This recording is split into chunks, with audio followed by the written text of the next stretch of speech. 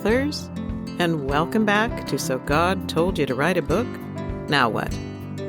I'm your host, Wendy Jo Cerna, and I am excited to venture into the second season of the podcast.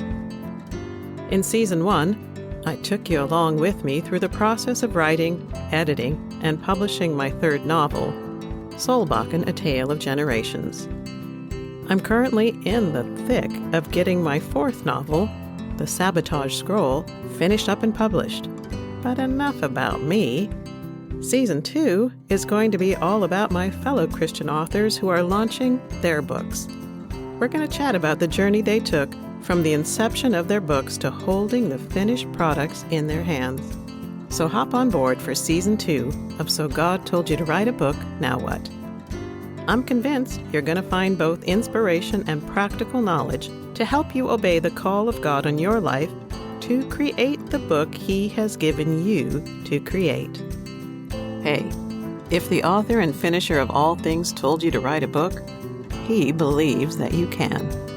And so do I. So come on, let's write. Hello, authors. Welcome back to So God Told You to Write a Book, Now What? We're in Season 2, and this is Episode 6, and today we have a real treat because I have with me today author Anne Harrison. Welcome to the show, Anne. Well, thank you. It's good to be here. Yeah.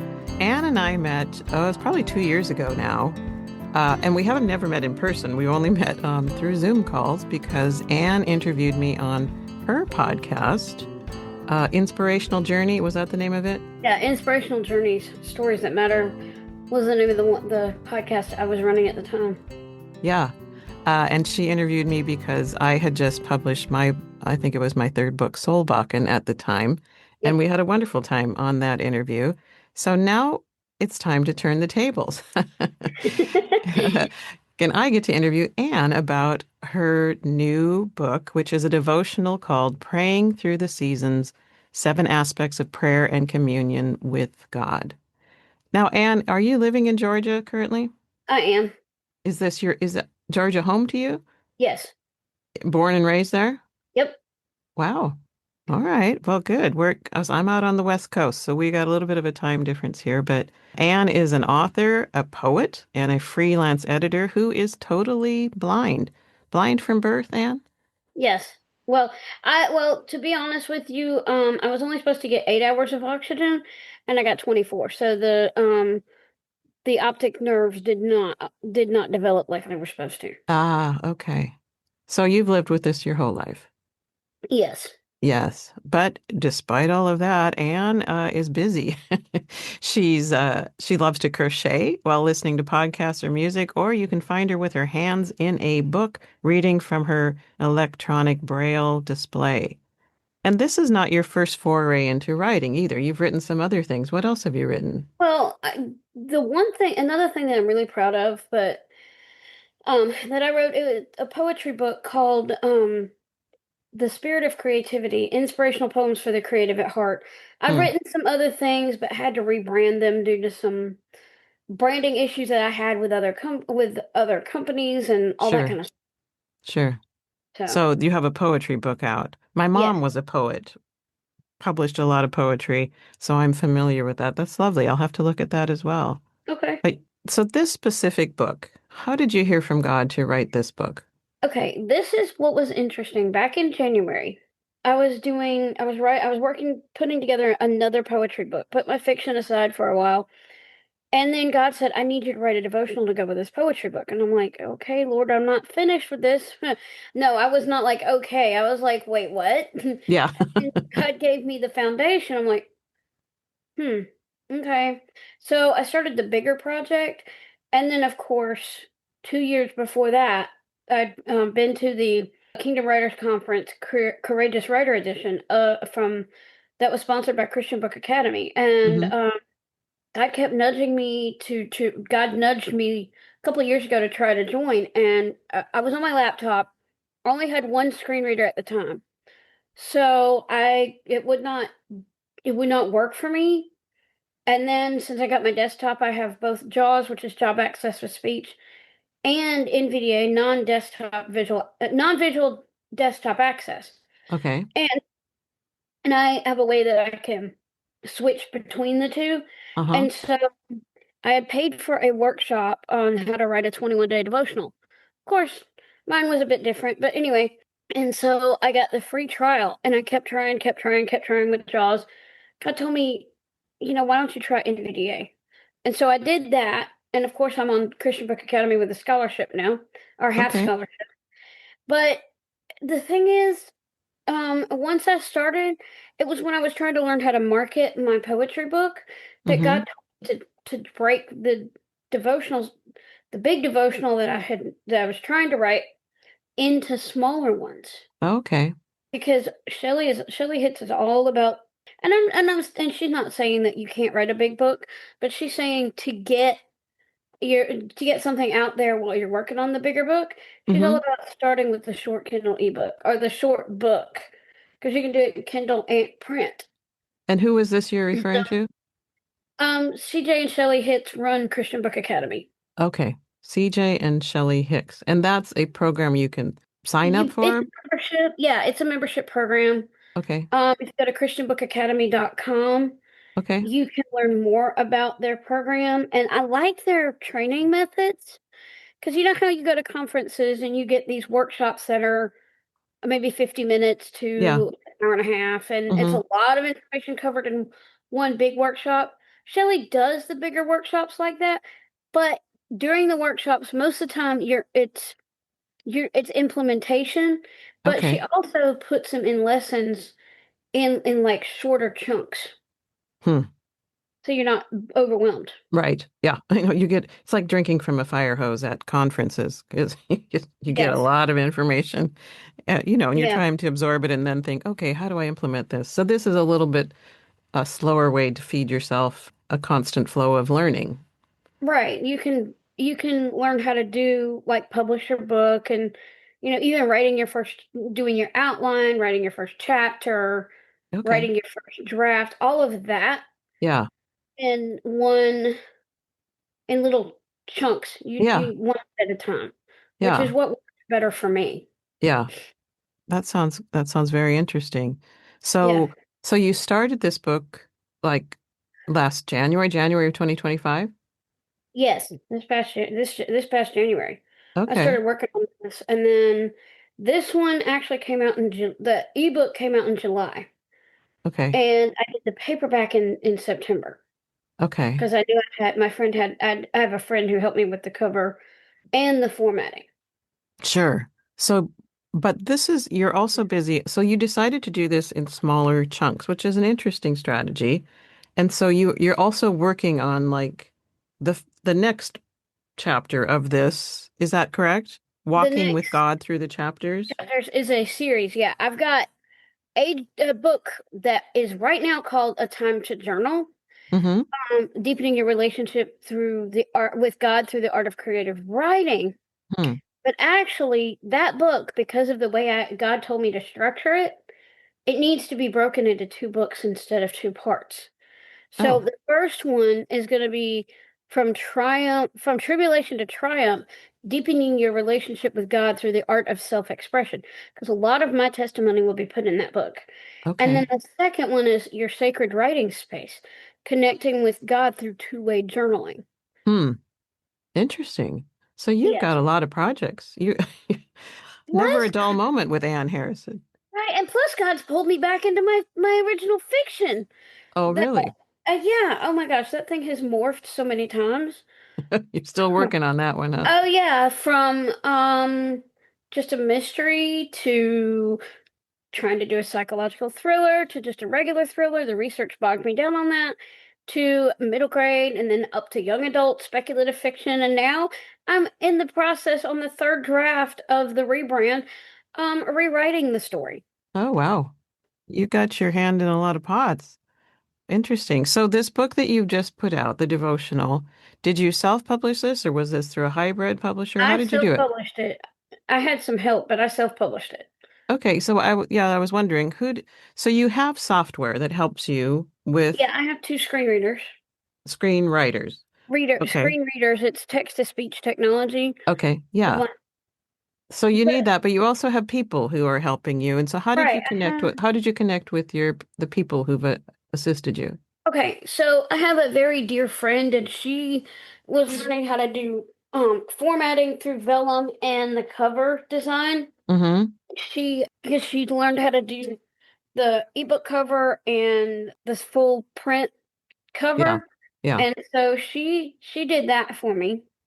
I told her I'd pay Beautiful. something, and she's like, "No, just wait until you get going really good, and then you can pay me for it."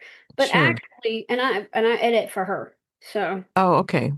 Okay. yeah. So you sort of scratch each other's backs, as it were. Right. I mean, she's one of my editing clients, and I don't charge her exorbitant fees for doing the editing for her. She's Yeah. willing to pay me for that, but Yeah. That's a great way to she- do it. A little barter system. yeah, and she'll do my Yeah. cover and formatting.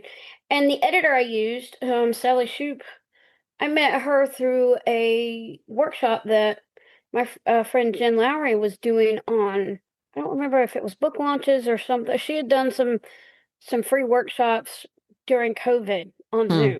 And I met Sally Shoup through that, and I reached out to three editors. Okay. And Sally Shoup was the one that I could afford the most. Sure. And And plus, did she do how did she do a just a copy edit for you, or what kind of levels of edit did she do for you? well, she did a line edit, and I'm sure she Okay. did some developmental stuff too, Yeah. some minor developmental stuff. And then I Yeah. had another lady who was helping me, a friend of mine from the 540 writers community, who was helping me. She was going through it and looking at it and giving me some other feedback too. So Yeah. I had some Yeah. people helping me with that. So you're connected to, you've been very intentional about connecting with a lot of different writing communities. Is that true? Yes. Yeah. And where do you find those? Are you just one Well, leads to another or the 540 writers community, I found through meeting our president, and well, she calls herself Chief Encouragement Officer. I found her through the Kingdom Writers Conference, that big 5-day event that I attended. I mean, I had been a I've been following the Kingdom Writers Facebook page. It was like okay. a free community Yeah. page group, or yeah, it's a group, and that's where I learned about it. And I followed Becky and joined that. That's a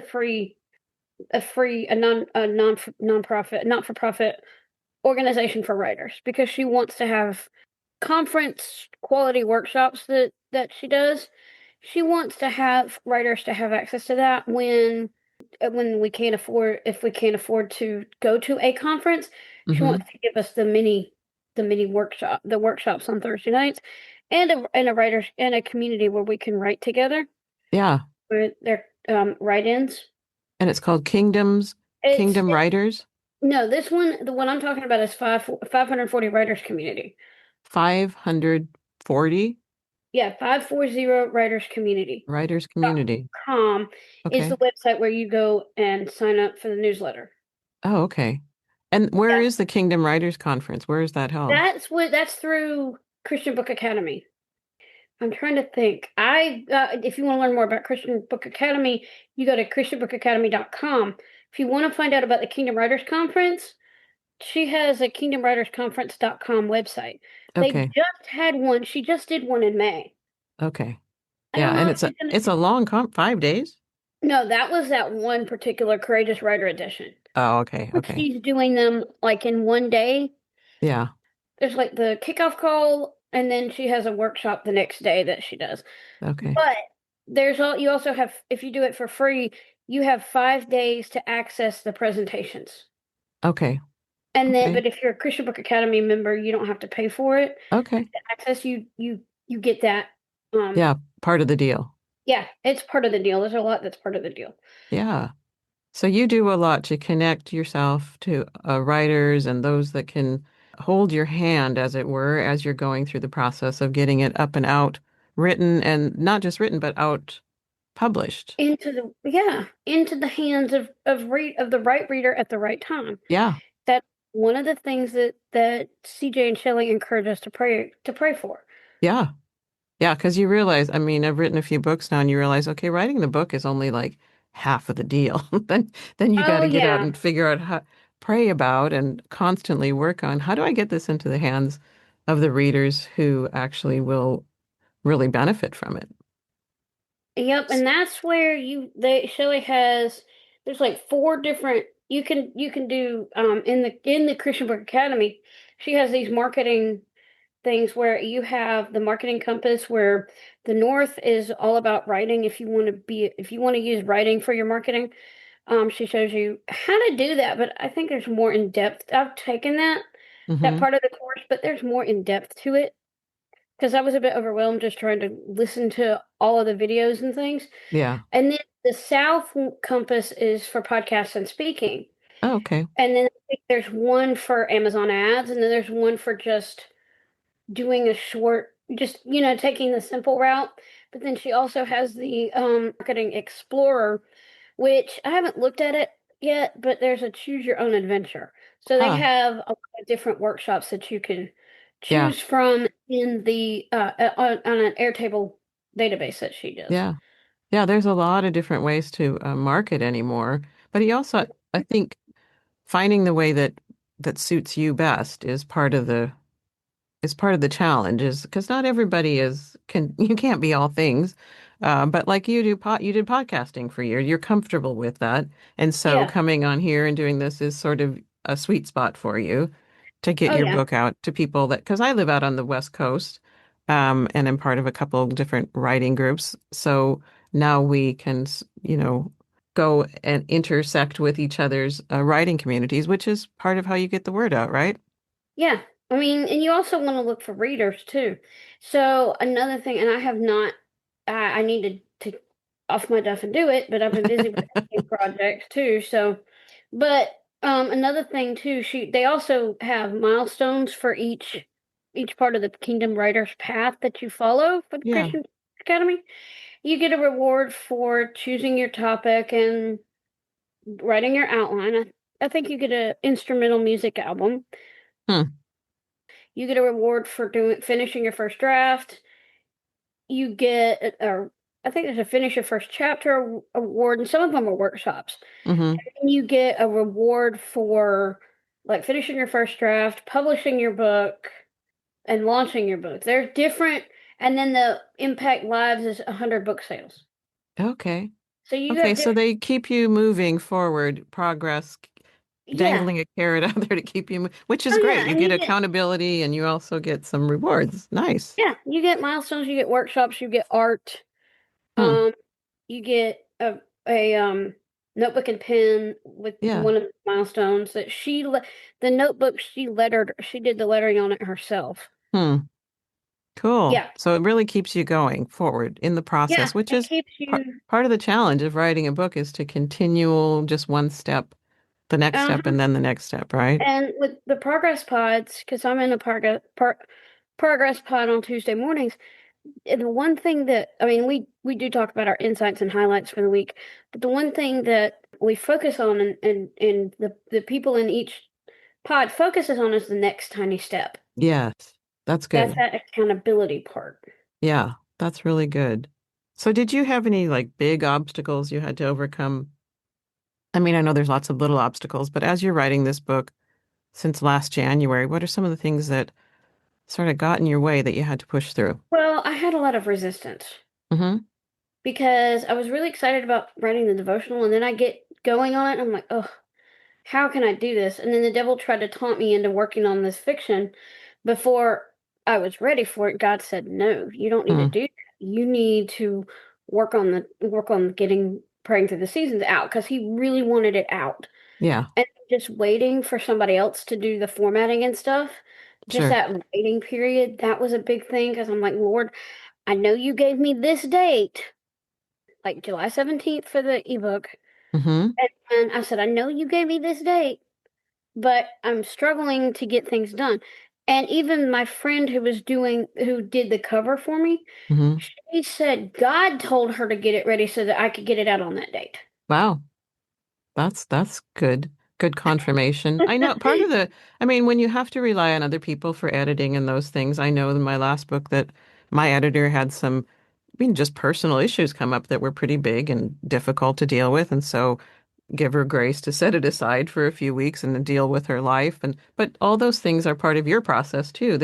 Yeah. That you have to wait and then trust that God has got the exact right moment for it to be birthed into the world too, which maybe is or isn't what you had anticipated, right?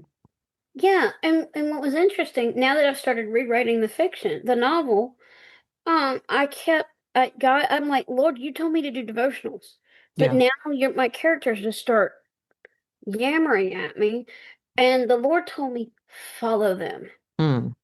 and it's all related. I'm going, okay. Yeah. And then I needed that encouragement. So on the Right Conversation blog that Edie Melson does, there was this article about giving yourself grace to follow your calling.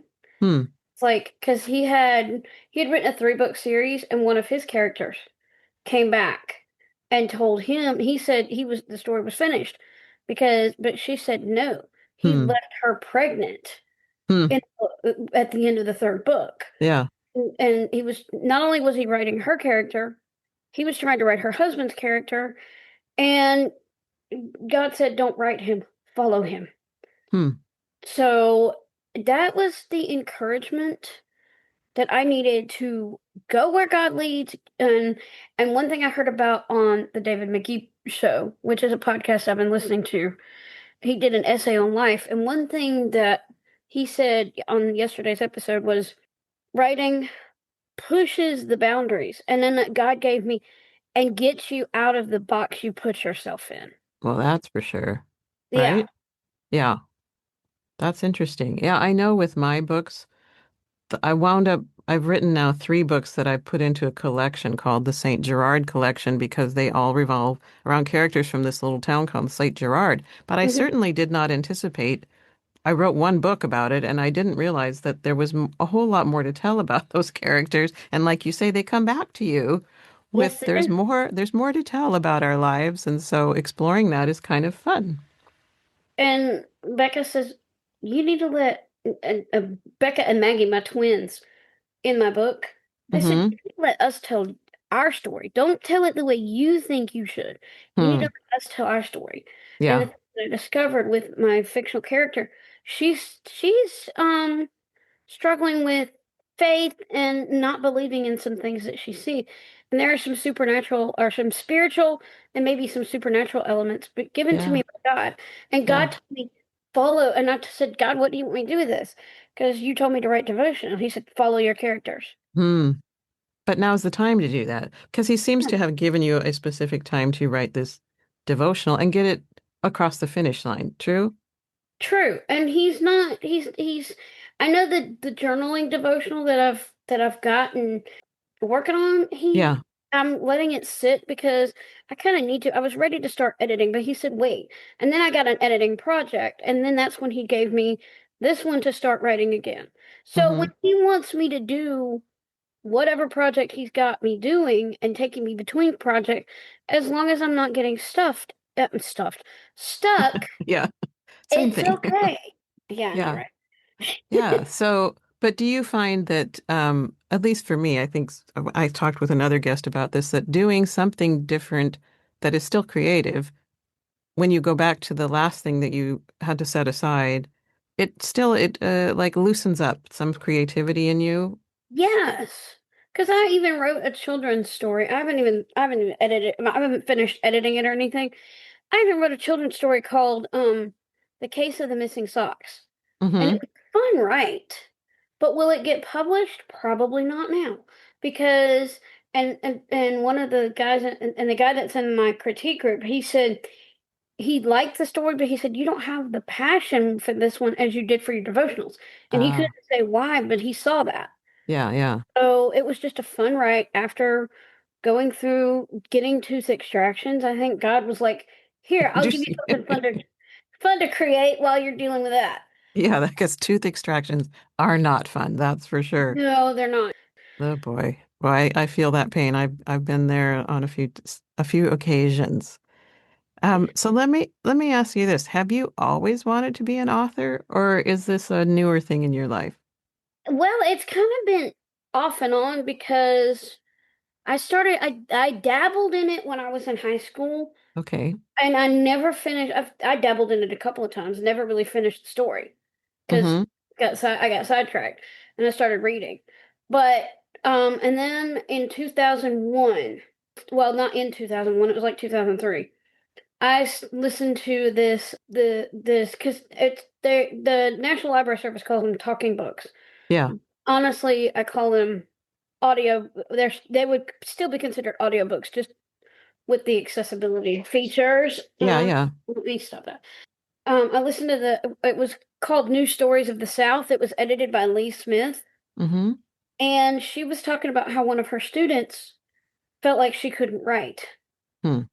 And she said, "Tell me about the weekend." And she said she would walk through North Carolina in a mall in North Carolina. So, and then she illustrated Lee Smith in that introduction illustrated how she taught her student to write, and that's when the writing bug really bit. Hmm. And that's when I ended up making the first of two serious mistakes. Okay. I went with a print on demand, not a print on demand. What I've learned later on was a vanity press Okay. because they charged a bunch of money to get the book published. They didn't have an editor. We're charging for any marketing materials and all this kind of stuff. And a friend of and another guy, another friend that I used to talk to, he said they're looking for suckers, meaning that publishing company, and I believe it. Hmm. So, and then I actually ended up doing that again the first time I tried to publish the book that I'm the first brand or the first I don't know, iteration is not the word I'm looking for, but still, I mean, it was like, don't go with these vanity presses. They may or may not charge you a lot, but they don't do your book justice. Because one of Yeah. the things I did the second time I did it, it was like when I pulled the contract, then I looked at it because I was using a different voice than what I used to use for my screen reader, and Mm-hmm. she mispronounced the word because I had spelled Asher, Asher. Come to find out, the editor had misspelled the character's name, and not only did the editor misspell the character's name, but there was semicolons in the dialogue. There was a lot of stuff. Yeah. I won't go into the whole horror story, but that's when I had to redo the whole thing, Hmm. and it morphed into. I'm still trying to figure out. I think the story's still trying to figure out what it wants to be. Yeah. But you have to be careful with the whole publishing because there are a lot of, I guess, non-integrous individuals out there who will take advantage of the fact that you don't know what you're doing in the publishing Exactly. world, and they will say they're going to give you a bunch of things and then just wind up, charging you a bunch of money and not really giving you what you've paid for. And you have to be careful. And so you've got to find, I think, personal references, knowing people who've been down that path before you and know the individuals is probably the best way to go if you're going to go down a publishing house that maybe you're unfamiliar with. So you got to be careful out there. There's a lot of options, right? Yeah. Oh, I've learned a lot of that. I work as an editor for two publishers. Okay. I work for Scrivening, well, I've worked for three. I work for Scrivenings Press now, and I Hmm. also work for Elk Lake Publishing. Uh-huh. I'm in between projects with them, but I did work with Celebrate Lit for a while. Okay. So you've actually been on the inside of some of those Yes. helping authors get their stuff polished and better, Right, right? and they don't charge you to publish with them. They're small traditional houses. Okay. Those are the ones that I work for. They're a print on demand publisher. Yeah. So like these big warehouses where they can do big print runs. Yeah, yeah. Right. They're the small houses like that. They want you to feel like part of their family. Yeah. So it's like Yeah. a family oriented type thing. Yeah, that's good. At least two of the three that I've worked for. Good. So, tell me a little, let's talk a little bit about this current book. It's very much focused on, well, it's called Seven Aspects of Prayer and Communion with God. How did you land on that as prayer being the topic? Well, okay, so I started reading. Well, I first read The Circle Maker by Mark Batterson, Mm-hmm. and then I read Draw the Circle. Hmm. And God said, and And prayer was one of the things because I'd written poems about prayer, and God said, do this one on prayer because Hmm. people need it. And then I went through the Christian Book Academy lesson workshops on how to hear God's voice. I mean, I Mm-hmm. had already started listening for God's voice, but I went through that to kind of delve deeper into that spiritual aspect Mm-hmm. and to kind of gain a little bit more, to learn a bit more. Yeah. That's where God gave me the words to write. And I was about ready to publish when God gave me the one about corporate prayer. Yeah. So, yeah, so God gave me the words, and I was just like, the words just flowed out of me like water onto the Yeah. page. That's cool. That's a cool And experience. yeah, and I had the introduction, I had he laid out all the chapters for me and with the journal prompts and the creative Right. challenge and journal reflection prompts, and then the conclusion with a final prayer and all of that. So it Yeah. took me about 3 or 4 months to write it and put it together before getting it published. Yeah. And I love that I read through it and I love that a lot of, not a lot, but yeah, a lot of it is actually geared, aimed at people like you and I who spend a lot of time writing. And you give some very particular prayer tips for authors. I do, but I also have this one chapter. I think it's like chapter 2. There was one where parents can talk about the intercessory prayer with their kids. That Little Rain's Big Assignment story I Yeah. put in there. A little mini, a little mini fictional story. That's a good illustration. It's like a parable. Yeah, Yeah. But I appreciated the tips on, corporate prayer, but like having a prayer support group that you give tips about building that and oh yeah, prayer team. a prayer team. Do you have a prayer team yourself? Yes, I have one. Let's see, one, two. There's at least 4 or 5 of us together, Yeah. And and do you support one another or yeah, they we pray for one another. If they need prayer, they call me or text me or whatever. hmm And then also on my progress pod, they've become prayer team too Yeah. because we pray for one another in there. Yeah. So That's great. One of my guests, I think it was Susie Crosby, she talks about that she has a prayer team that she checks back in with every January to say, look, you can still be part of this or you can take a break. There's no condemnation here. And she gives them like an out if it's because sometimes seasons of life we just get too busy and actually committing to pray for one another sometimes doesn't fit in well. So I thought, well, that's a good idea to actually give people an option out or in and make sure that this is still something that they feel called to. right, because I had prayed about who to ask to Yeah, be on the prayer team. yeah, I had, and I pray for them too. yeah, yeah. It's It, it a is. mutual. Yeah, And when I was facing the resistance, yeah, I called and texted my prayer team yep, right then and there because yep, I knew that this I was going to need their help. I could yeah, pray, but I needed these people to stand in the gap for me. yeah, yeah. It's so valuable to build that prayer team. So your book came out, you said the ebook came out in July Yep, and the paperback in August, in September. September. And are you getting feedback from people yet? I've got to look and see how many reviews I have, but I've Uh-huh. got a few reviews, and I'm also getting people like another lady. There were 2 people that were in my progress pod. They told me they read it. My friend Christina, she who was in there, she was going through some tough times with her family. Yeah, And she said she had read it on Kindle Unlimited, and she yeah, said it couldn't have come at a better time because yeah, she really needed it. right. And then another lady from Canada who's in my pod, she said she got it and she was looking at it and she was like, "Well, is this the tiny testimonial?" I said, it's a short devotional, and with the paperback, KDP put some blank pages in it, which I was gonna, see if I could get my friend to fix that.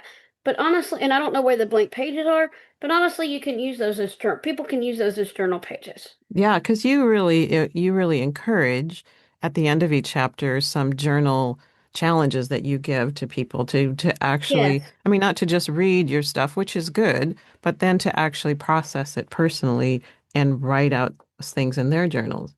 Because this God and my friend Jen Lowry, I read her Happy Renewal Year challenge devotional. I read a couple of her devotionals, Mm-hmm. and that's what she did. And I Mm-hmm. actually wrote one called about the one about the broken walls. I Yeah. just redid it for this book, but I wrote that for a devotional called Help for the Hurting. Mm-hmm. And it was written to, but the proceeds were going to to NAMI, the National Alliance on Mental Mental Illness. health. Yeah, mental illness. Yeah. Yeah. And Yeah. so she that's what she wanted. She wanted the guiding Bible verse, the heart of the devotional thought, and then a journal reflection prompt. And then I read Soul Care for Writers by Edie Melson, and she has this thing called Forging a Creative Connection. Mm-hmm. And God said, why don't you? And God told me, He said, do a creative challenge and a journal reflection prompt Hmm. at the end of each devotional. Yeah. And Yeah. so that's where I got that idea. It's not the same as what somebody like Cindy Sproles would teach or this or that one would teach. It's everybody writes their devotionals differently. Sure. And this is what God gave me. Yep. So this Yeah. is I found it very helpful to because it forces you to reflect and actually sink a little deeper into the things that you're revealing through your writing. So I think it's a great idea. Did yeah, and a lot of and I've read several.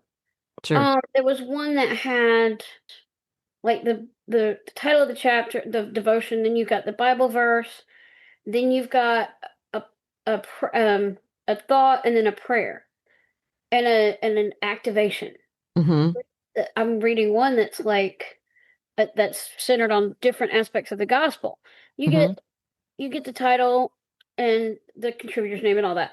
And then you get the Bible verse and then you get the devotional thought, but you don't get a prayer or any action to take afterwards. Mm-hmm. So, like I said, every devotional writer is different. Yeah. And that's part of the challenge with devotional writing is that there's a format that you have to pray about and implement that is best for you. Yeah. Right. Yeah. So let me ask you this, a little change in topic. Did you have any particular scriptures that helped you in this last year as you were writing this? Oh yeah. Jeremiah 29:11 Hmm. and John 16:33. What do those verses say? Do you have Okay. Um Jeremiah 29:11 in NIV says, I don't know all of I'm paraphrasing here, okay. but it's something about I know the plans I have for you, plans not to give To you a prosper you, future, not to harm prosper, you. not to harm you, and give you a future and a hope. King James says, I know the thoughts I think toward you, thus saith the Lord, thoughts of peace and not of evil, to give you an expected end. Hmm. And John 16, oh my gosh, I'd have to look it up. 33? Yeah, I'd have to look that one up. But Matthew 6:33 is seek ye first the kingdom of God and his righteousness, and all these things will be added to you. Yeah. That's one, and I also followed Kingdom Driven Entrepreneur for quite some time, and that was their foundational verse. Okay. Yeah, and so I think, okay, so I just look up John 16:33 says, These things I have spoken to you so that in me you may have peace. In the world you have tribulation, but take courage. I have overcome the world. yes, that one. Yeah. That's one of my favorites too. Yeah, I know. I was like, I know what it is, but I'd have to get it and look it up. Yeah. I know that word for tribulation a few years back, we own a business. And so there's always pressure points when you own your own business. And one day he was feeling a lot of pressure in the morning. And this verse, John 16:33 came up. And the Lord told him, look up what that word tribulation actually means in the original Greek. And if you look it up, it actually means pressure. In this world, you will have pressure. Right. But be of good cheer, because I have overcome the world. And I think all along the writing, as you're writing, there's different pressure points that come, whether it's in the creative mode or the editing mode or the publishing mode, there's different pressures that come. So to be of good cheer and realize that he's overcome it all. There's a way to get through all of it. But at some points, it feels pretty intense, right? Mm-hmm. one more thing too. And our monthly writing retreat for Christian Book Academy. This month, the theme was the unseen servant, and as I was listening to the devotional thing that CJ Hitz did, God told me, you may be unseen by the world, but I see you. Hmm. And it was like another confirmation that what I'm doing is what God wants. Yeah, that's right. We're never hidden from him, right? No. And I was reading somebody, I don't know, it was some author's blog the other day, and about, if you know the why of your writing, you have to know the why of your writing.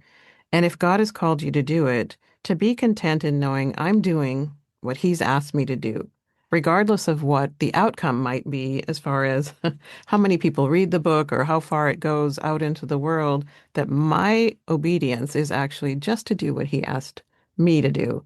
And then to leave the results. I mean, you have to work on the marketing and stuff too, but that the satisfaction comes from knowing, no, I'm in the right spot, doing exactly what God has given me to do in this moment in my life. I Yep. thought that was good. Yeah, that is good.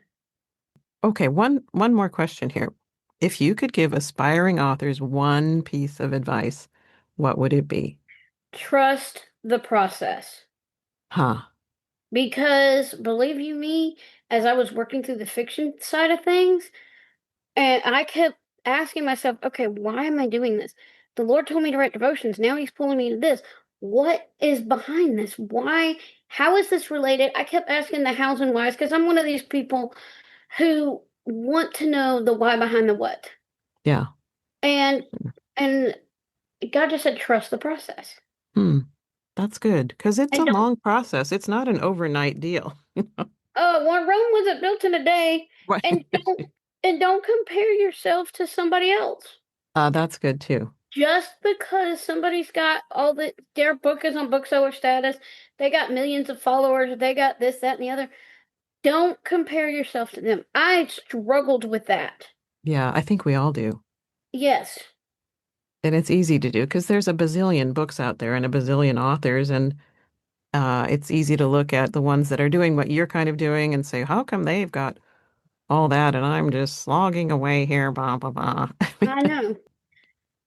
You get what God wants you to get. And God can take things and do with them what you never expected. Yeah, that's exactly right.